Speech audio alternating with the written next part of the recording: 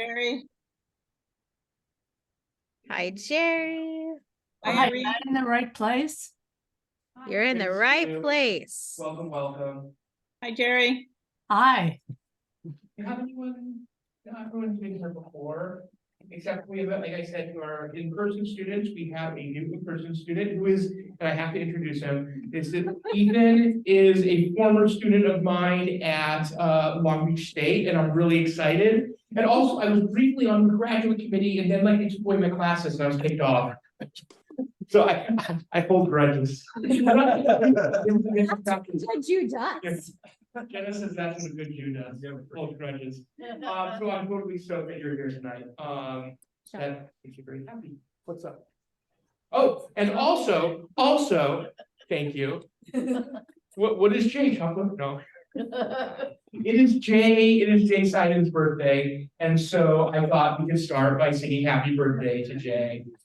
So let me get this going, and then they will all sing happy birthday to you on the giant cake here.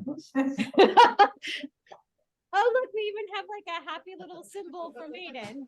I love that. Do we have to post it first? Oh, that's funny. 1, 2, 3. Happy birthday. Happy Happy birthday to you. Happy birthday, dear Jay. Happy birthday to you. Yo, And many more. yo,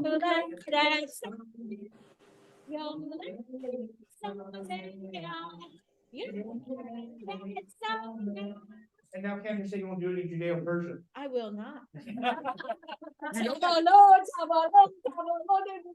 don't remember. She knows it. That's what I wasn't joking. I know, but I don't remember the I rest wasn't of it. making an Orientalist.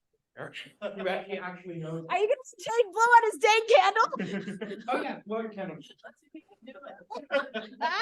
I'm sorry. I just want to share with you.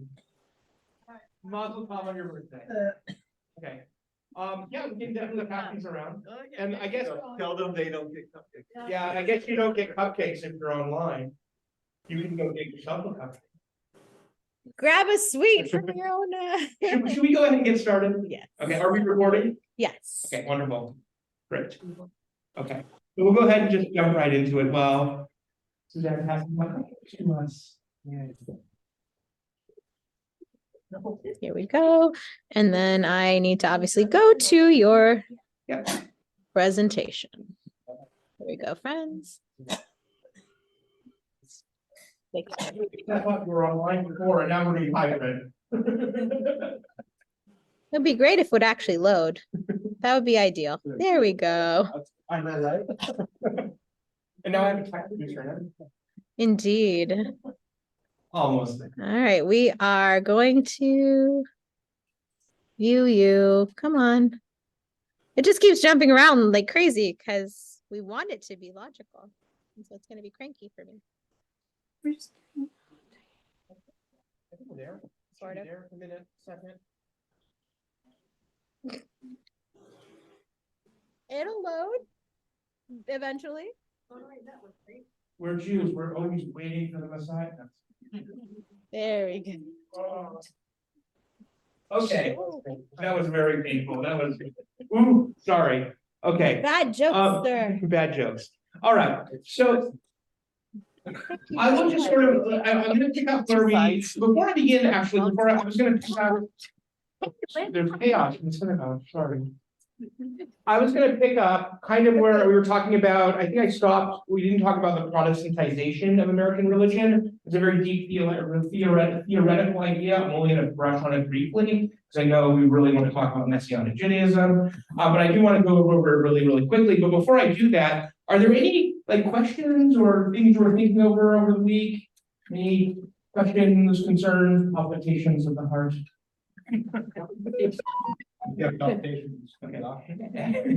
As usual, you know, put your hand up if you're online, the little hand icon, and Jenna will stop me and I will answer any questions if you have questions, if you're online, and if you're here, same thing. Okay, so I mentioned last week that Messianic Judaism, when we look at it from a scholarly, historic, cultural standpoint, and not necessarily from a theological standpoint, we look at it as a syncretic tradition, which is, in a sense, all religions are syncretic. All religions form from other religious ideas and from other cultural and historic ideas. Messianic Judaism is no exception to that. It is a combination, a lived combination of Judaism and various Christianities in America, right? And I'm going to sort of argue right now and then on the next slide that it's kind of inevitable in this country. It's something that was always going to happen in this country. One of the reasons for that is this thing that we call the Protestantization of American religion. So in the United States, because Protestantism has historically been the dominant religious tradition, right? Christianity in general has been dominant, but really until the past 50 years or so, it's really been Protestant Christianity with a heavy emphasis, a swing towards evangelical Christianity, right? It's been the more robust type of Christianity in this country. So other religious traditions take on Protestant norms. So this is syncretism happening to other religions, and it has happened to us. We're not an exception to this. We hold our religious school classes on Sundays, right? We have Sunday school. We call it, I've made a point of calling it religious school. I don't know if you listen to me talk about it. I tend to call it religious school, not Sunday school. But it's on Sundays, and it's on Sundays because the week in the United States is structured in a Christian way, because people go to religious services on Sundays. And so nothing else is happening on Sundays, so we have our school on Sundays. For religious school, at least not for Hebrew school. We have confirmation. Confirmation is something, and then right to you. Confirmation is something that actually was created by the Reform movement in response to confirmations of Lutheran churches in Europe, right? So a kind of a confirmation of the culmination of your religious school experience. It was something the Reform movement actually did before embracing bar and bat mitzvahs, right? In the 19th century, the Reform movement in America primarily did confirmation and not b'nai mitzvahs. Genevieve, here you go. So I'm not sure of the book citation here, but I did recently learn on a Jewish podcast where they were interviewing someone who was, I think had written a book, that the Sunday school thing might also have been because Sunday was the day when like Jewish kids weren't in school, and Protestants were like, and other Christians, I think, were like out there trying to get them to come to church and like trying to lure them into churches. So that might have been what influenced Sunday school to become a thing, to like get them off the streets so they weren't dragged into church. That makes a lot of sense. And especially I was I want to say I think I read something the other day where people was talking about how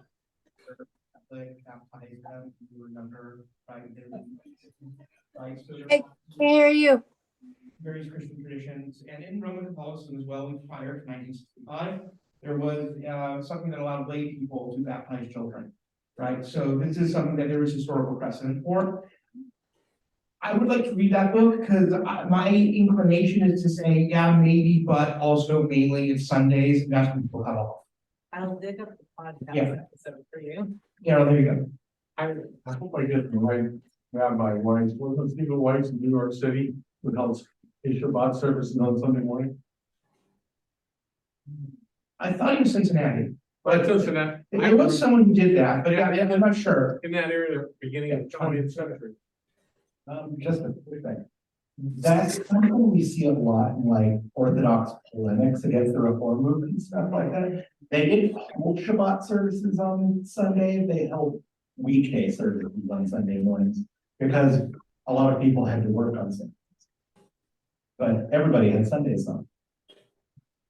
But having said that, though, and you're both, John, you're right, but there was definitely the Reform movement in the 19th century was very interested in accommodating itself to secular versions of Christian norms, right? This is definitely something the Reform movement will do. The Reform movement comes under heavy criticism by people who are sort of reacting against the Haskalah and reacting against Reform Judaism, because the Reform movement is trying, they're not trying to be Christian, but they're European. That is Christian, right? he's ultimately Christian. But anyway, let's move on here, unless there were online questions. I don't think there were. Okay. Oh, yeah. I wanted to. Now it's kind of gone again. Oh, wait, on the slide. Sorry, repeat the question because they couldn't hear it. Genevieve wanted to know about the talit styles on the slide, so can we go back to the last slide and I'll just touch on that really briefly. Other way. I'm trying. There we go, there we go. Okay. You want one before this? No, that's Oh. that's the one. So talit styles, what that's in reference to is like, what do the talits that we wear, the talit that we wear, what do they look like, right? So are they like the big like talit gadol that like John wears when it comes to shul, right? Or even the ones that you sort of like a shawl go over our shoulders, or do they look like the ones that Rabbi Young used to wear, or that occasionally Cantor Jenna wears, right?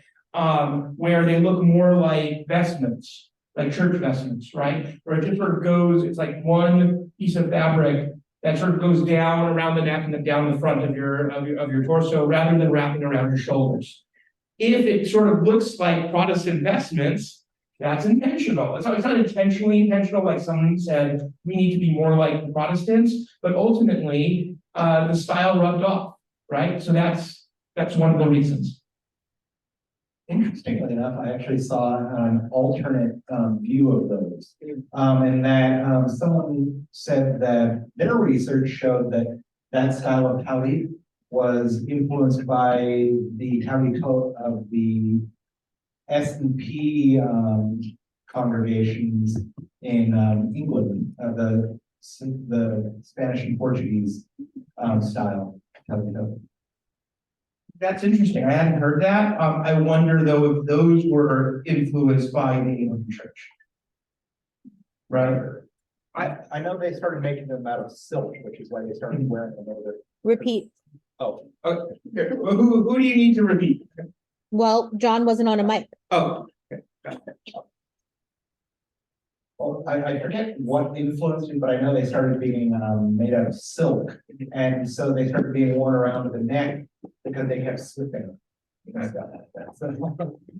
I mean, that's interesting. Also, like I said to Genevieve, I'd be fascinated to dive into that a little bit more. My understanding is that in the US, it tends to take on the look of like Protestant vestments. And I wonder if there is a similarity in Anglican vestments as well, but I don't know for sure. That's a good point. Thank you.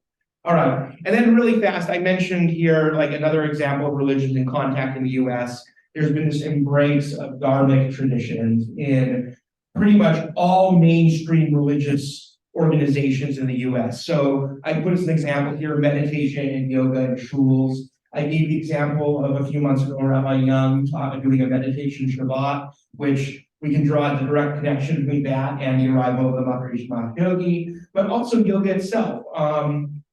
I know that prior to the pandemic, we had yoga teachers come here during religious school and teach yoga classes. We've definitely done that. I've also seen that at like a Methodist church, and I've seen that at the Jain Center in Point Park, right? Within the Jain tradition, not just within the Jain tradition, but at specifically the Buena Park Jain Community Center. During school on Sundays, there are yoga teachers who come to teach the parents while their kids are learning, right? So these are sort of examples of these fusions of religions in contact in the US. Oh, well, so I think it says, what do I mean by dharma? I mean Hinduism, Buddhism, Jainism, and Sikhism. Yeah, Eastern traditions from India originally. Okay, we can move on to the next slide. All right. Oh. Google Slides, man. It just goes a little quick. They're slippery. So the inevitability, I like how I'm down here. The inevitability of Messianic Judaism in America. And I put this particular deck of slides was made specifically for a Jewish audience, not for one of my classes at Long Beach State, because there's a sense, as we talked about, there's definitely sort of an animosity towards Messianic Judaism in mainstream traditional Jewish community, or what everyone around the table here is thinking right now, actual Jewish communities, right? And that's how we think of it. And there's a sense that it's only created, Messianic Judaism was only created because evangelical Christians wanted to convert us to Christianity. And that's the only reason it exists, right? I've heard people say that, we've all heard people say that, some of you may be saying that, right? The reality though, the actual reality is that in this country, if there were going to be Jews in this country, this was always going to happen. Maybe not in the form it's like right now, might have taken other forms, but this country is like prime breeding ground, totally fertile for this type of religious syncretic practice. So why is that the case? Well, the first thing has to do with something called primitive Christianity. Anyone know what that means? Yeah. Well, people in my other class are like, we sort of know. Talk about it. I've read about it. You read about it, yeah. Anyone online know what primitive Christianity refers to? No, that's okay. I have, this is Barbara. I have heard of it when originally that sect split off. They were Jewish, sort of. It was kind of, they were both, like sort of, if that makes sense. So you mean the early Christians in the first century, yes, Barbara? Yes, exactly. Yes. When people first started saying, hey, that dude was the Messiah, they were meeting in secret and stuff, but they were still maintaining kind of a proto-Jewish identity in the community because they didn't want to ruffle feathers, because it was pretty un-PC to be one of them. So you are totally correct and also not correct, and I'll tell you why. But you were correct. Excellent. It's like Schrodinger. Yeah, right, exactly. Yeah. I can't think of a funny pun, but you're totally right. Yeah, you're correct and not correct at the same time, but so are the people who call themselves primitive Christians. So those who call themselves primitive Christians, it doesn't refer to actual first century Christians. First century Christians would have called themselves Jews. Towards the end of the first century, you're going to have Gentile believers that are starting to call themselves something else, right? But most first century Christians call themselves Jews. Primitive Christians refer specifically to American Christians beginning in the 19th century who say that their form of Christianity is like the earliest first century Christians. So it's an actual movement. They'll say that we are going back to the first century, not literally in time, but like we're going to practice Christianity the way that the original Christian practiced it. That's the whole point. So some of the First Baptists are primitive Christians. There actually are Baptist churches today that call themselves primitive Baptists. Many Pentecostals see themselves as primitive Christians in the sense that they see that what they're doing is the same as what the earliest Christians did. Mormons have an element of this too, although it's a little bit different. John, here you go. If I remember it correctly, you'll see like a lot of primitive Christian movements, like I know I've heard about this in the Baptist world, where they say that there's been like in secret an unbroken line back to the first century, right? Yeah.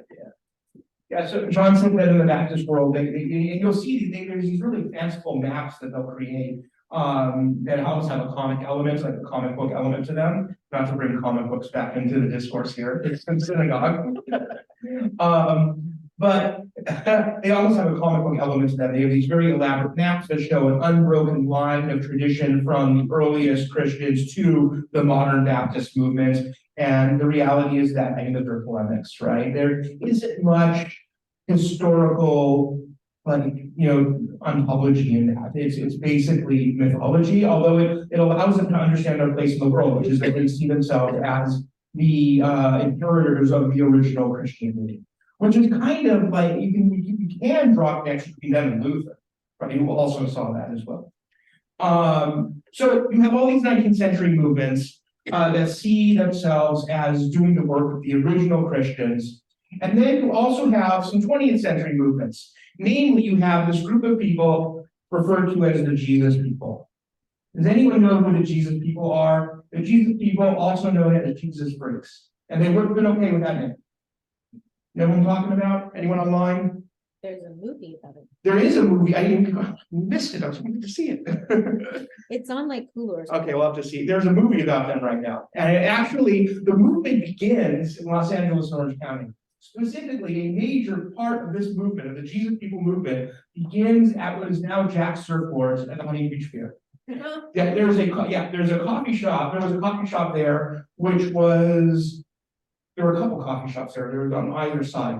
And there were a couple of Jesus People movements that began there, right? Another one began in Costa Mesa. That's actually where, what's that big church? Calvary, thank you. Calvary churches began in Costa Mesa. So the Jesus People, basically, these are ex-hippies. These are people who are become disaffected with the sort of hedonistic culture of the 1960s. And towards the end of the 1960s, they find themselves like without spiritual meaning and without direction. They have not been able to find it in free love and the use of substances. They've not been able to find spiritual meaning by, doing meditation or joining the Hare Krishnas or various things like that. And a bunch of evangelical pastors, and mainly Los Angeles and Orange County, got together and were like, we can bring meaning to these disaffected youth, to these ex-hippies.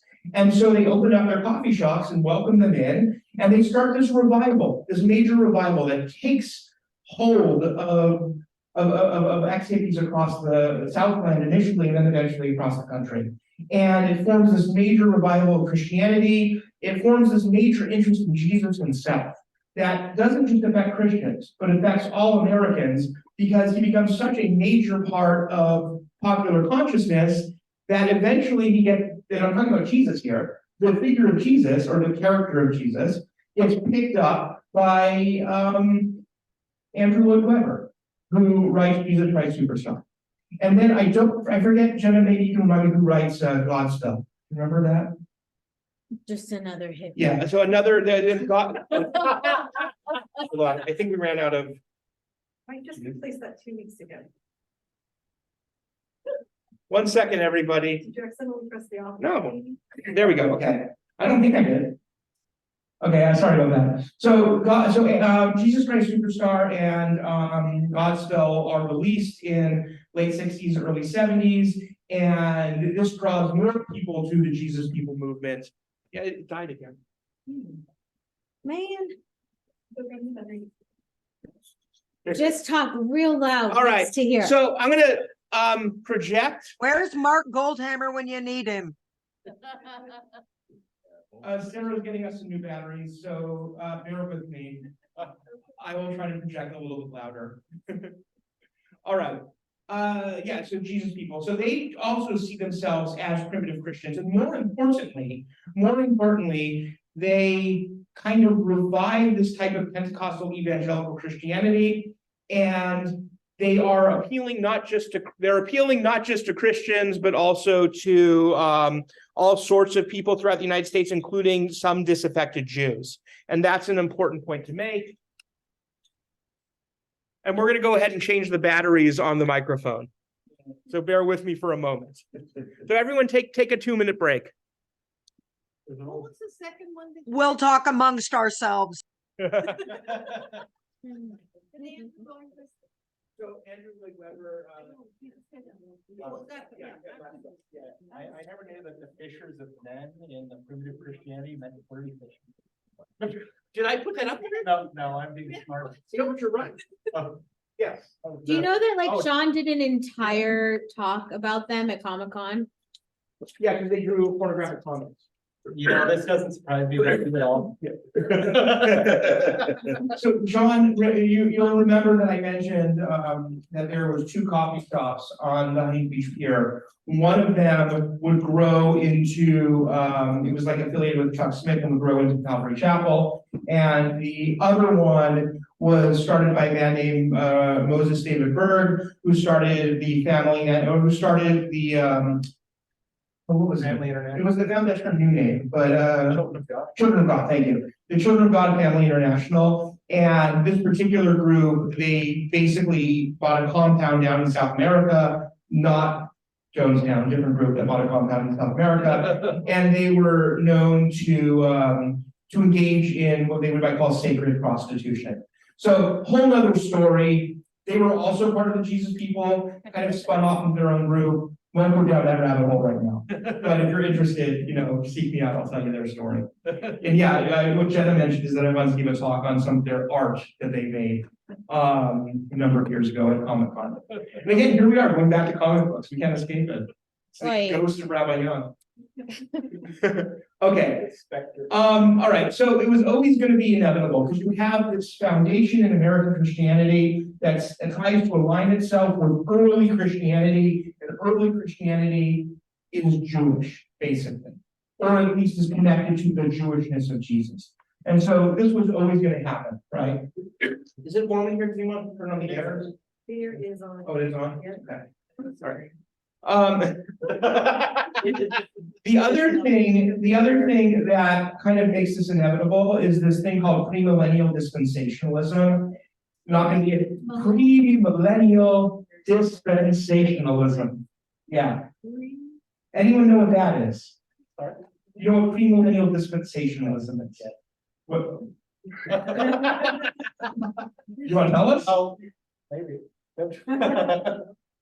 It isn't premillennial dispensationalism. It's been a while since I've read about these, but isn't that where like the apocalypse starts before everybody is whisked into heaven or whatever? Or thrown into hell?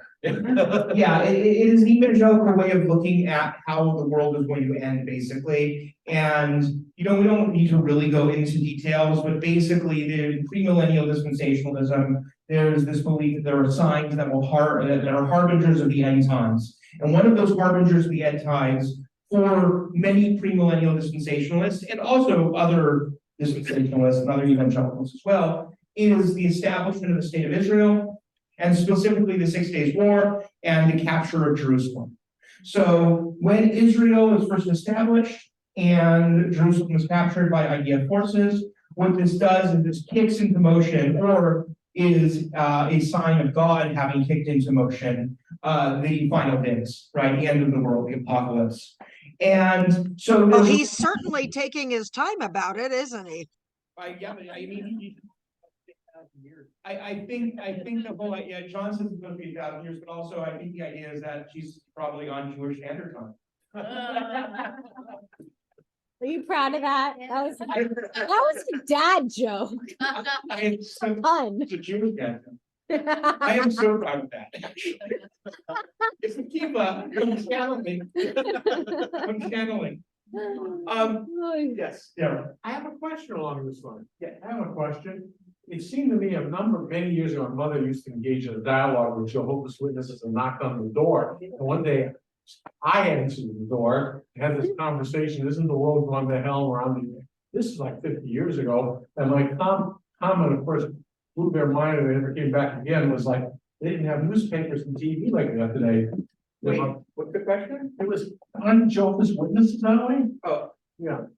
yeah, I mean, so the Jehovah's Witnesses, they also come out of the history of American Christian infatuation with the end times. Sure, they come out of the Millerite movement and the Seventh-day Adventists through some channels. And that's different from the folks we're talking about, but also it is part of this American fascination with the apocalypse. Yeah, absolutely. Yeah. Okay, so yeah, 6 Days War, this is seen as kicking into motion the events of the apocalypse, and it puts a focus, a gaze, a lens on Jewishness, right? Because Jews have a role to play in the Christian apocalypse. Jews have a role to play because in Christian theology and eschatology, which means end times theology, in Christian end times theology, Jews have to accept their Messiah, and their Messiah, our Messiah, in the Christian imagination, is Jesus, right? Because the Messiah in Christian understanding is Jesus. Jesus fulfills the role of the Messiah. Jesus will return as the Messiah, et cetera, et cetera. And so in order for the end times to happen, we Jews need to accept Jesus as the Messiah. And we Jews need to occupy maybe not the best word. We need to be in the middle, we need to be in Israel, right? We need to be in this place, in Jerusalem specifically. We need to have possession of our ancestral homeland, right? And in order for that to happen, in order for the events of the revelation of the New Testament, what they call the New Testament, in order for that to occur, we need to be there. So when Israel takes control, not just 1967, takes control of the Temple Mount briefly, even though eventually it's going to be given up to the block of Jerusalem. But when Israel essentially takes control of Jerusalem, that begins the countdown to the end of days, right? That's where it is. And there's a movement from one era of history or one dispensation into the next dispensation, which is the final era of history, which is when the world will end, right? Jesus will return, there will be a final judgment, and a bunch of other stuff, the rapture, and so on and so forth. So the point I was trying to make is that what this does is it takes this evangelical gaze, meaning how do evangelicals, how do Christians look at Jews, right? And it focuses on us, like who are these people who play the central role in our end times theology, who are going to play the central role in the return of Jesus? Who are, let's really take a look at them. And remember, this is also, and we're talking the 1970s, late 1960s, early 1970s, this is only 25 years since the end of the war, since the Holocaust. And so there's even in evangelical circles, a great discomfort with engaging in anti-Semitism, direct anti-Semitism. They may engage in what's called philo-Semitism, which is like a sort of a orientalizing, objectifying, positive look about Jews, but not necessarily a negative one. So what that results is in a fascination with Jewish tradition and Jewish culture. You also have Jews living openly in the US. A lot of folks around the table are online, right? You were living openly, right, Jay? You were living openly as a Jew in the 70s, right? Yeah. Oh, I'm so sorry, Sherry. I didn't hear it. Oh, I apologize. Okay. What I'm saying is that you also have in the 1970s Jews who are living openly, right? Yeah. And after that, openly? But living openly as Jews. And so because we're living openly as Jews, we're not in our own small communities, we are part of mainstream society, there is more Christian engagement with Jewishness and with Jews. And this will create an interest in Jewish traditions and an interest in taking on some of those traditions. Right? So all of these things come together in the 1970s, and this leads to a fascination with Jewish traditions. Moving on, there also are deep Jewish themes throughout American religion in general, right? And this goes all the way back to the earliest days of the founding of the colonies that will become the United States. The Puritans, who come over on the Mayflower and then subsequent other boats, and colonize New England and Massachusetts, they saw themselves as a quote-unquote new Israelites. They were the new Israel. This is how people like John Winthrop, who comes over from the Marabella, which is a ship that comes later than the Mayflower. He speaks to, in this letter called Model of Christian Charity, he speaks to the colonists and he says, you are coming into this wilderness just as the Israelites went into the wilderness, and you will create a new Israel. You'll oftentimes hear, harkening back to the idea of a new Israel, it actually uses the phrase shining city on a hill, which itself is taken from Christian scripture when Jesus mentions it, but Jesus is riffing on something in Isaiah, right? Where in the book of Isaiah, it says, moving the light unto the nations, right? Which is an idea that we hold on to as Jews. So this goes back super far. Also, it goes without saying that among Black Christian communities, the book of Exodus is going to be really important. If you're like, not with a living memory, but like with just a few generations back, if your remembered ancestors had the actual authentic, true experience of chattel slavery, then yeah, they are going to, once they learn how to read the Bible, because it's going to be restricted from them. But once they figure it, once they read it, right, they are going to identify with the story of the Israelites and the story of Exodus and the story of Moses, just like we do, right? And so within Black Christianity, which is hugely influential on American religion and American society in general, you have this identification with the book of Exodus and with the Israelites and with elements of Judaism. All right, and then finally, Mormonism. When Joseph Smith begins to take his community of early Mormons west from initially upstate New York and then eventually to Missouri and then eventually out to Utah, or he'll be killed in Missouri, or no, in Illinois, he's killed in Illinois.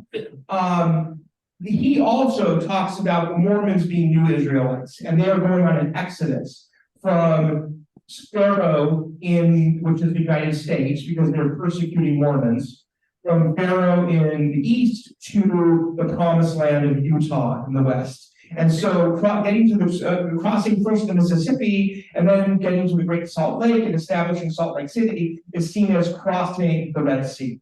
And so they themselves also identify with Jewishness. And the LDS takes some messianic, what we might call messianic elements, and actually refers to non-Mormons as Gentiles, right? They see themselves as the continuation of the Jewish story within their actual mythology, within the Book of Mormon itself. So you have these tribes, these Mormon tribes that will bring Israelite Christianity. So they basically bring Mormonism to America prior to the death of Jesus. So it's a whole other story. I don't want to go too far into it. Any questions so far? Oh, Justine says Stephen Schwartz wrote Godspell. Just as an evidence. Thank you, Justine. Stephen Schwartz wrote Godspell. Cool. Okay, let's move on. Oh, one quick thing. So this image right here, these are some of the Jesus people, and they had this phrase. It was one way, his way, or one way, God's way. Right? It worked different sort of way, different ways to say it. And what happened, this actually comes down from a really fascinating thing that also happened in Southern California. So I want to say it's the 1970 Rose Parade, and Billy Graham is like the Grand Marshal of the Rose Parade.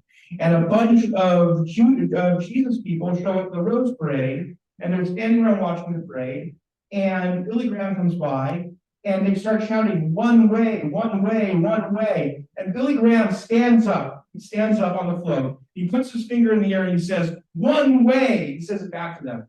And at that moment, Jesus people go mainstream. And that was it just sort of takes over. People become fascinated by them, and people start joining this movement across the country. And when it goes mainstream, that's when these musicals are written, right? So anyway, that's a fun little anecdote of American history. I thought I would tell you that. Slow down. You talk like a professor. Oh, I'm sorry. I apologize for speaking so quickly. If you need me to clarify, please stop me. I get excited about this stuff. All right.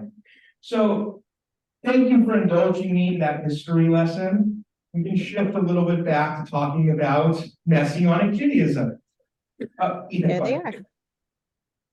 One other interpretation and an example of Jewish themes in the US that I always found really interesting was the Pacific Islander communities. I read this really interesting paper about how certain Pacific Islander communities would interpret the Book of Jonah and how they viewed it and going to the ocean and being swallowed by a whale more as a returning home and returning to safety because of their nature and geographical location in the ocean.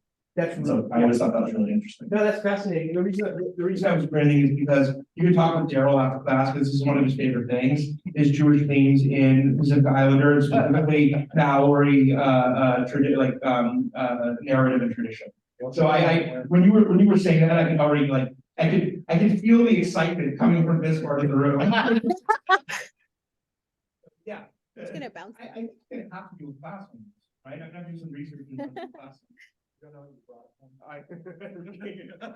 All right. So Messianic believers, Messianic Jews, who are they and what are their core beliefs? It's pretty simple, actually. You already know this. Their core belief is that Jesus is the Messiah, right? We're not waiting for the Messiah. The Messiah has come. He's been here. He's going to come back. And he's going to come back just as it says in the book of Revelation, which is a Christian text. And this is why Jews, traditional Jews, look at this and say, you're a Christian.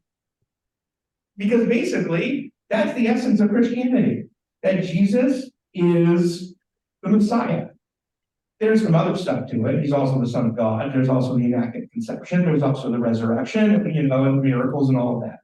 But the core idea is that Jesus is the Messiah. Jesus does not work as a central figure in Christianity if he is not the Messiah. So if you are arguing that he is the Messiah, then yeah, from a Jewish perspective, that makes you Christian. So I may be ahead of you here, but like, so why do Jews for Jesus, why do they consider themselves Jewish instead of a Christian? Yeah. Sorry, you made it there, but.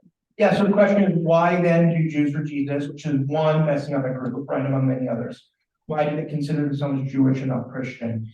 And there's a couple ways to answer that. One way that most Jews tend to espouse when they think about these folks is that they are doing this for like deceptive reasons, right? They deep down they're Christian, but they're pretending to be Jews in order to, make us also Christian, right? Okay. And then there's an idea, there tends to be, sometimes there's a sentiment that they're doing it because they like to use a common term today, the cosplay, because it gives some exoticism to their religious identity. I think those are both accurate in some areas, some spaces, but I think there's also other deeper reasons that will come around too. So I guess my question is sort of related because there have been messianic figures throughout Jewish history, but they don't have like the special features of that Jesus does within Christianity, like being the Son of God and so forth.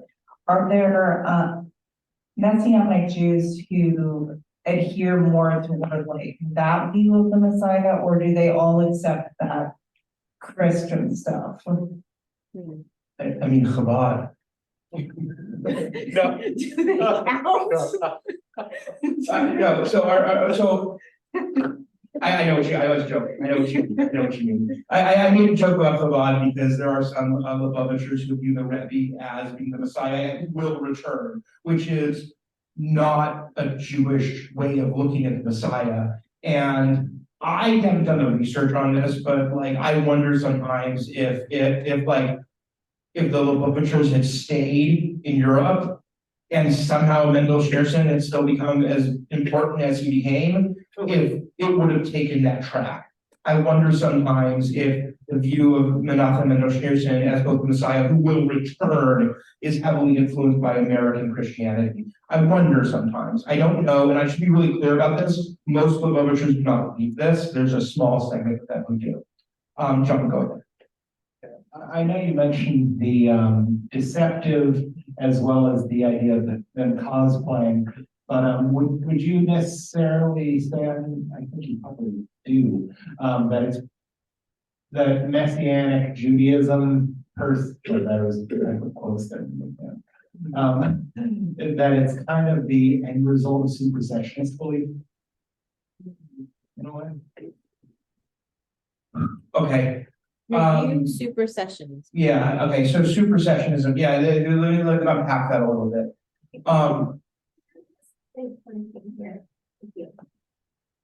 When I went to visit my mom in Florida, she was friends with a woman who was very much into this messianic thing, and these were Jews in Florida. I say it with a capital J. And they were going to synagogue and doing all this Jewish stuff. They were pulling their friends together. And this one gal who was a messianic, she decided to see what it's like to go into the Christian thing. And they didn't like this, they didn't like her, they didn't like this. But it was hard for them to accept her as a friend who was Jewish. And now she's doing this messianic shtick, and they didn't like it. Why did she do this? I'm going to give you an answer, me, because it gave her a feeling of doing some shtick, choreography. To me, a lot of physical. She did this that the Christians do. They go on the floor, they pray over there, they go here, they go there. It's a lot of fun for her. And the rest of the Jewish group that my mother belonged to, they didn't like it. They said, what the heck is this? She shouldn't do that.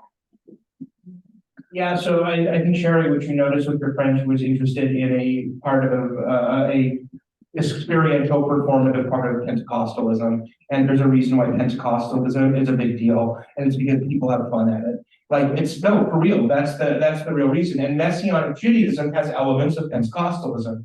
It absolutely does. Okay, was there Janine, oh, Janine, go ahead. and then you can answer. I wanted to comment on the photograph on the slide. So assuming these are Messianic Jews, it looks like they're having a parade for the Holocaust. It looks like they're almost celebrating it. I mean, are they Holocaust deniers, or it's just an odd, it's That's parades for the Holocaust? Yeah, that's a really good observation, because I think what you're noticing is they are treating the Holocaust in a way that is not the way we would treat it, right? They're treating it, and there's a reason why it has to do with why they're carrying the Israeli flag. To answer the first part of your question, they are a Messianic congregation. They are currently in Long Beach by the Highlands, apparently. They used to be in, because I know Barbara, you told me Ben David is by you. Yeah, so they used to be at Santa Ana. This isn't Santa Ana, this is Sunflower and Flower, I think. Yeah, Sunflower and Flower. And they lived close to where Jen and I, or they worshiped close to where Jen and I lived. And they had this parade on Holocaust Memorial, or I think the weekend of Holocaust Memorial Day. And what they're doing is they are remembering it, they're not denying it, but they're saying that out of the ruin of the Shoah came Israel, and that Israel is a sign of God's favor of the Jewish people. And so the Jewish people go through this suffering and then come out having been redeemed. It is a very Christian way of looking at the Holocaust. It is a problematic way of looking at the Holocaust. It is not a Jewish way of looking at the Holocaust. But there definitely are some voices, even in the mainstream Jewish community and in the state of Israel, who do see the emergence and the establishment of the state of Israel as a type of almost redemptive event that is shaped by having gone through the horrors of the Holocaust, but the Jews ultimately are redeemed. There are Jews who feel that way. And not many of us, most of us do not treat the Holocaust or Holocaust Memorial Day like this. But they are doing that. They're basically saying that they are remembering the Holocaust and celebrating that out of the Holocaust comes the state of Israel. That's what they're doing in this particular image. They are not engaging in Holocaust denial. So I'll be clear about that. They're not engaging in Holocaust denial. It may be, off taste what they're doing, at least from our perspective, but it's not Holocaust denial. It's a form of remembrance from their perspective. But I agree with you, it feels off and a little icky, I understand. Wow, because it's really scary, because people who don't know, understand what their message is, can be driving by or walking by, and it looks like, it looks like they're celebrating the Holocaust. It's creepy. Yeah, no, absolutely. And in a way, Janine, they are. They are. They're not celebrating it to say Hitler should have, finished the job. They're not saying that. But they are saying that it was God's plan, and that God has a plan, and God's plan was to use the Holocaust to bring about the rise of the state of Israel. And that is a form of celebration, and it is, I agree with you, creepy, I think is a good way to say it. I try to sublimate that feeling when I study these people, because as a scholar of religion, I try to be as objective in understanding it as much as possible. But as a Jew, it strikes me oddly in the wrong way as well. So I understand. I mean, the way I see it is definitely not Holocaust denial, but they're making it about themselves. In a good way. Yeah, they're centering themselves and how they see themselves in the end of days. They're making the Holocaust about that. But there are ethnic Jews in their congregation. And you're going to find, especially in Southern California or in Jersey or New York or places where there are Jewish communities, you are more likely to find ethnic Jews in the congregation. I'm not saying that makes it right. It doesn't make it right. But it does add I don't know, nuance to it, maybe a little bit, but if you were to see this and say like, you know, rural Nebraska, then that changes the dynamic a little bit, yeah. Other questions or comments? Like to say, you talk about the end of day, there's a, what do you call it? I think so. Anyway, there's a movie with a Jewish actress who is wonderful. I've seen her before. She acted with Barbara Streisand, and I don't remember her name, but this movie about the end of days is really bizarre, where she takes her 2 kids or 3 kids and she says, we are going to heaven, so come with me, and she kills her kids because she wants them to be dead so that they can go to heaven and see Jesus or what have you. She doesn't play a Jewish person, but I know she is. But anyway, it was a very bizarre movie, and thank you for listening. That was The Rapture of Demi Moore. Okay, I didn't know Demi Moore was Jewish. I couldn't think of it. I don't know, yeah, it's The Rapture, yeah, I remember that movie. Well, we should do a class on apocalypse. All Oh, right. you're getting excited. Yeah, I am. I love talking about apocalypse. Could you, Jen, could you, minimize the, screen or the wall of faces? Yes, I can make the wall of faces smaller, and then you want to go back to Yeah, that go back. slide with Yeah. our pals. Okay. Oops, come on. Wait, you guys can see us there? Very much. I blow it up so we can see you. Your nose. Oh, creepers. We just like to know that you're there. Okay. Here, now I'll make We're it not. fine. I'll make sure we can't see any of you for a little bit. How's that?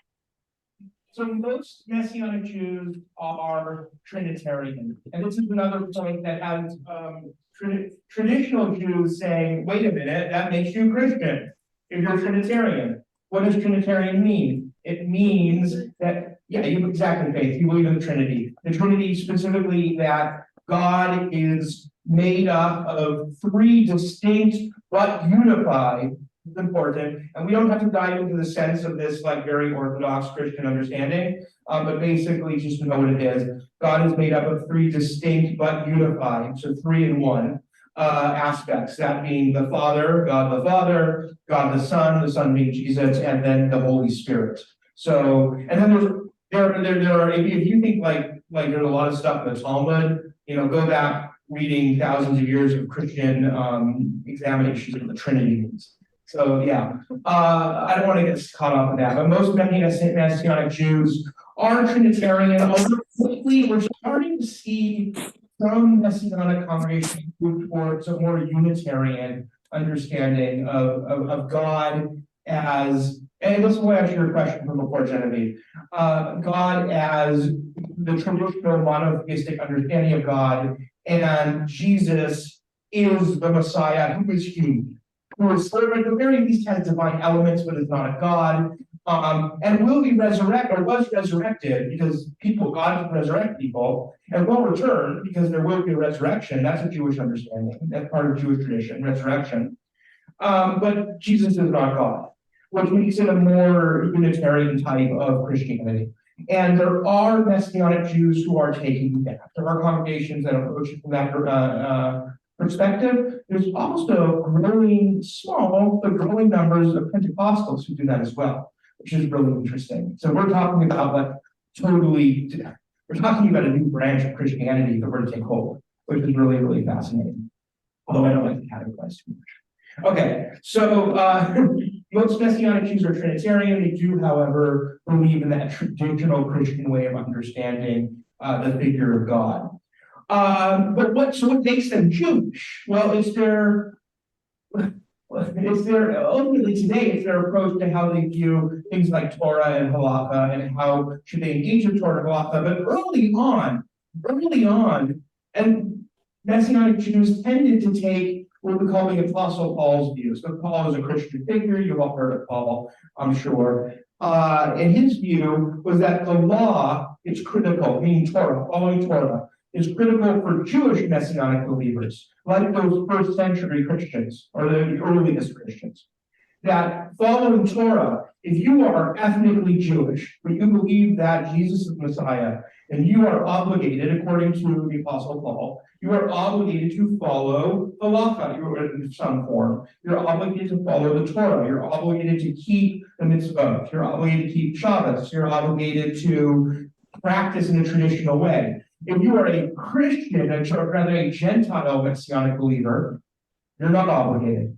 Which again, from a Jewish perspective, Christianity, right? That's the core of what it means to be Christian. This is what Paul's writing about to one degree or another in his letters, especially the ones that he himself wrote. So in that way, they are actually really similar. We are similar in a sense. There's not a direct root, but they are similar to first century Christian communities and even Jewish communities, where you would have Jewish followers of Torah and followers of law, and then in Christian communities, you would have Gentiles who came in and believed that Jesus was the Messiah. And then even in Jewish communities, you would have Gentiles who came in and called themselves God-fearers, who believed in the God of Israel, but weren't themselves Jewish. Right? So there is a similarity there. But ultimately, this will vary between congregation to congregation and individual to individual. You will find some Messianic communities that are like completely, for all intents and purposes, Pentecostal. They practice the Pentecostal way, where if they come together on Jewish holidays, they'll basically engage in like speaking tongues and engaging in dancing and things like that, and Holy Ghost shouts and that sort of thing. And they probably don't have any ethnic Jews who are part of their community. Probably not. But then you will also have some communities that take a more traditional, even among the Gentile believers, a traditional halakhic approach to Torah. This brings the question, probably better left for more than rhetorical, but if a Messianic Jew wants to act like he's Jewish, but believing in Christianity, whatever, all mess, I can't put my hands on it, but so he gets a bunch of this group together and they're having the bagels and cream cheese. So my question really is, what's a Jew? Can they call themselves Jew because they're culturally Jew and celebrate all sorts of Jewish holidays while invoking Jesus' name? Or what? I mean, you're getting a muddled area here. Welcome to the world of religious studies. This is the essence of this field of, I'll give it in 1 second, Dave.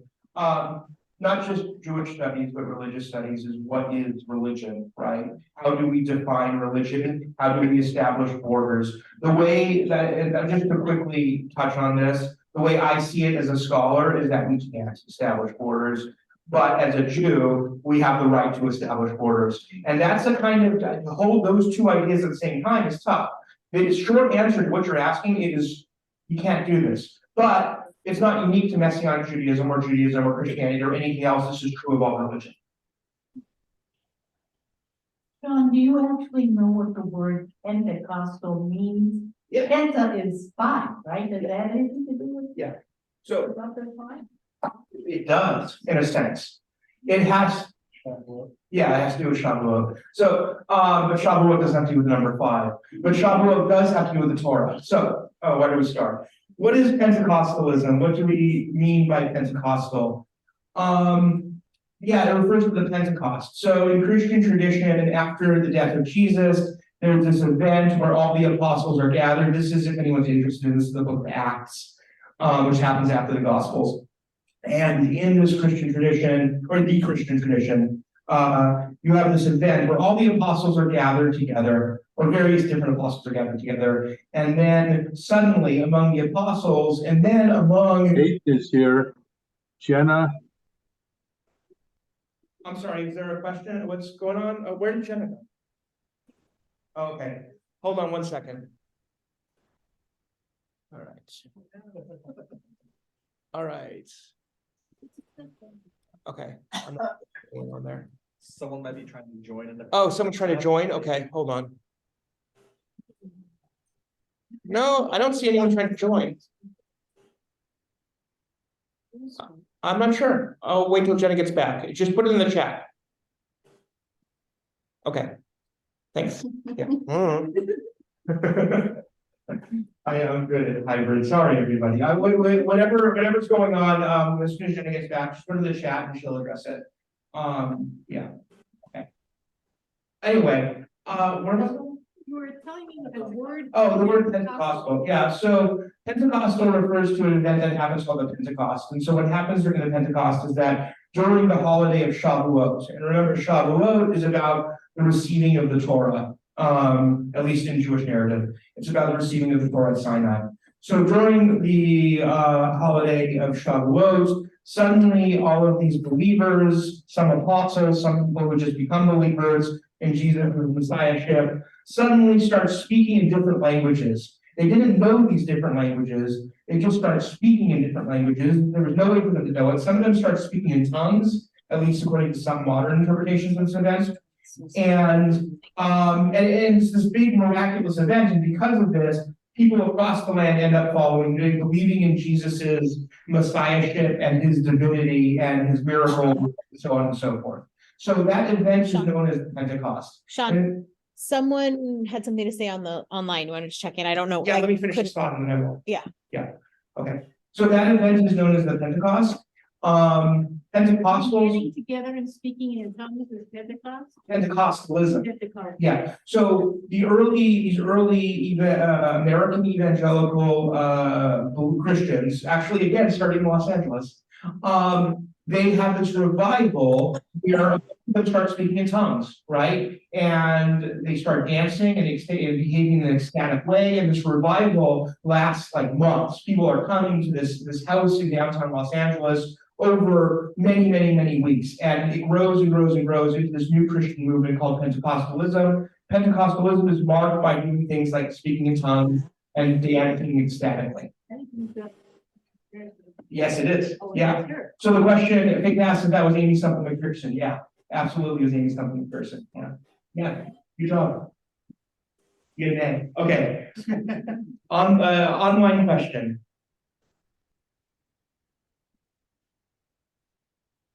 Could you tell The who? male voice.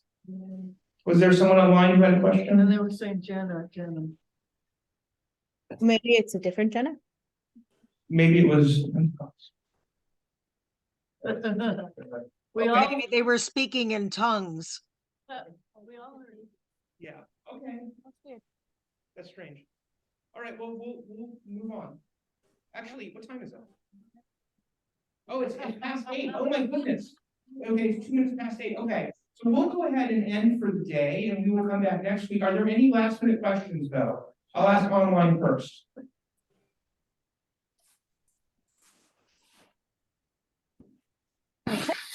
All right. Oh, Jay has a question. And if you have to head off, if you're online, it's all good. Please, do what you gotta do.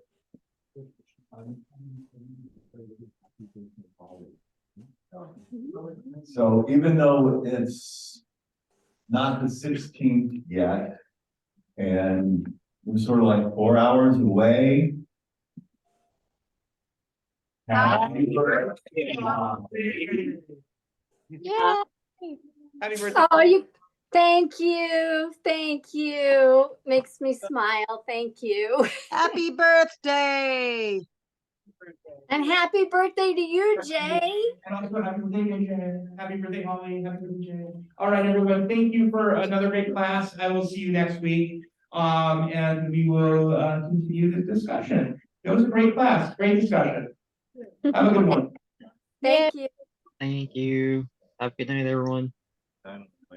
Speaking of the most famous false messiahs, are there still Onyxians around? Yeah.